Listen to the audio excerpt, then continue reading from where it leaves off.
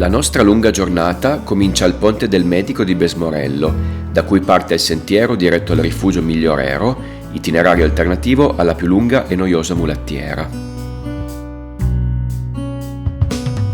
Il sentiero percorre il sottobosco fiorito del fondovalle, spostandosi successivamente sulla destra orografica del vallone con un rudimentale ponte in legno.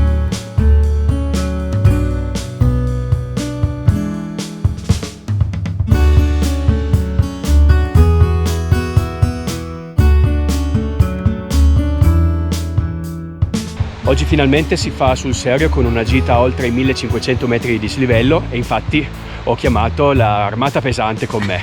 Abbiamo un gradito ritorno sul canale, Saverio. Ciao! E Siro.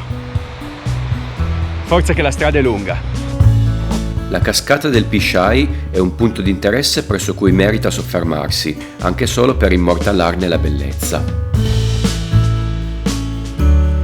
Si prosegue ora su percorso più ripido, che si inoltra dapprima in un breve boschetto e successivamente nell'enorme pianoro del vallone di Ischiator.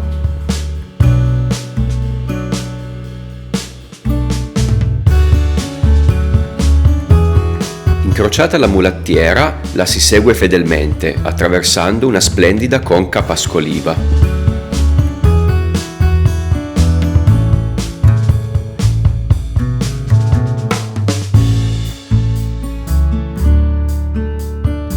Stiamo percorrendo questa lunga piana che ci porta, come vedete alle mie spalle, al famoso rifugio Migliorero. Si procede guardando a più riprese il rio Ischiator e mentre il panorama si apre sulle alte cime in fondo al vallone, raggiungiamo finalmente l'altura su cui è adagiato il rifugio Migliorero.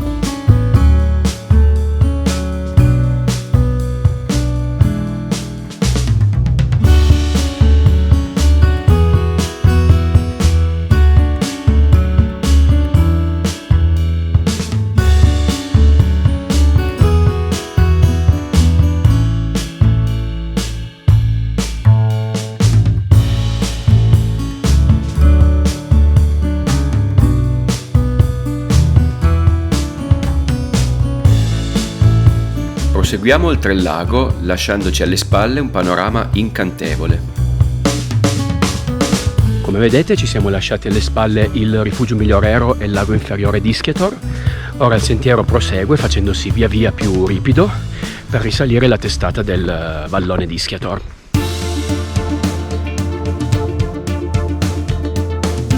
L'itinerario ora prosegue sollevandosi oltre la conca del lago. Camminando sempre su evidente sentiero, raggiungiamo la diramazione verso il becco alto di Ischiator. Allora, dopo aver salito la comba che sta dietro il rifugio Migliorero, ora si presenta il bivio. Di qua si va verso il Corborant e di qua verso la nostra meta, il becco alto di Ischiator.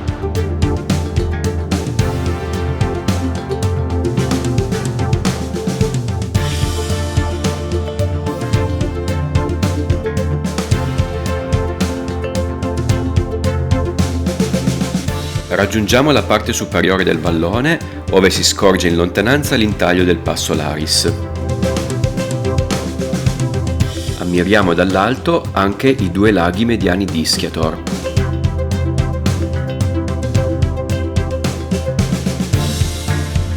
Un'ulteriore palina a questo punto ci conduce verso un territorio più ostile e arido.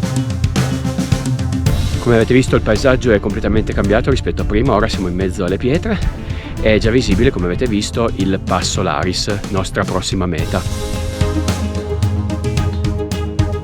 Il panorama è contornato da splendide vette che per poco non toccano i 3000 metri.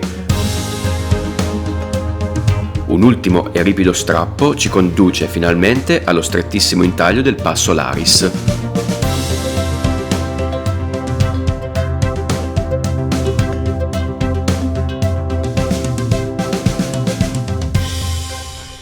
Dopo una meritata pausa al Passo Laris, come vedete, dietro di noi si apre il versante nord che saliremo e qui cominciano le difficoltà. Scendiamo di qualche metro su dei grossi massi detritici, per poi affrontare un lungo traverso su neve comunque ben assestata.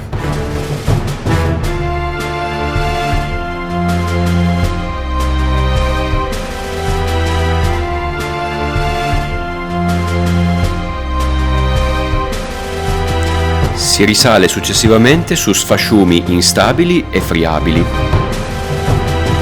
Allora, abbiamo superato le prime difficoltà, il nevaio, qui alle mie spalle, poi un piccolo sfasciume su cui bisogna stare un po' attenti. Ora il percorso diventa un po' più stabile e si avanza tra rocce più solide. Seguendo le frequenti tacche rosse prendiamo ulteriormente quota, procedendo su fondo stabile che richiede tuttavia la dovuta prudenza.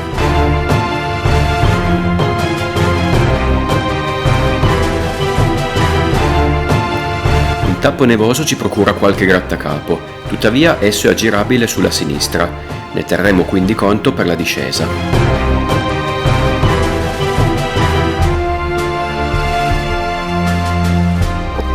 Un ulteriore strappo su terreno ancora roccioso ci fa guadagnare la base del paretone finale, da cui già si scorge la vetta.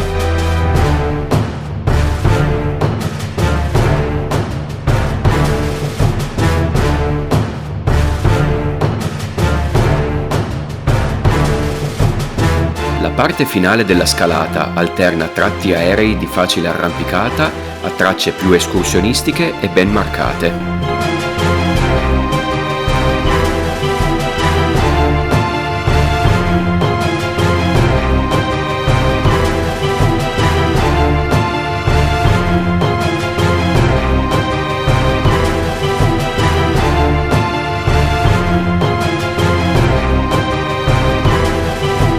Una freccia rossa indica la direzione verso la tanto sospirata cima del becco alto di Ischia-Tor.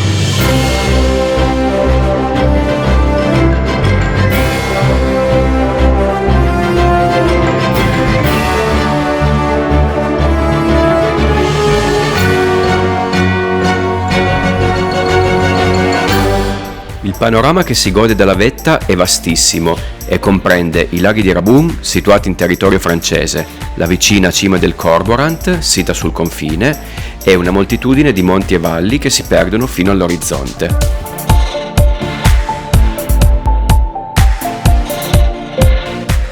Eccoci qua, siamo tornati al Passo Alaris e quindi abbiamo finito tutte le difficoltà di giornata. Grandi ragazzi, batti 5. Oh yeah! Allora, una cima bellissima, non ci sono parole veramente per descrivere la bellezza di questo posto. Sicuramente non è un luogo adatto per deboli di cuore, come avete visto abbiamo affrontato ancora un nevaio, quindi diciamo fino a metà luglio sicuramente questo nevaio è da attraversare. Io personalmente ho messo i ramponi, forse eccesso di sicurezza, chi lo sa, comunque è sempre meglio essere più tranquilli. La via poi non è particolarmente difficile, ci sono alcuni passaggi di arrampicata, quindi classificata alpinismo facile. Bene, ora vi salutiamo, io e i fratelli Giri, vi diamo un saluto al prossimo video, seguite il mio canale, iscrivetevi e lasciate un like o un commento se vi è piaciuto il video. Ciao a tutti! Ciao! Ciao! Ti è piaciuto questo video? Fammelo sapere nei commenti, metti un like e iscriviti al canale e non dimenticarti di seguirmi sui social.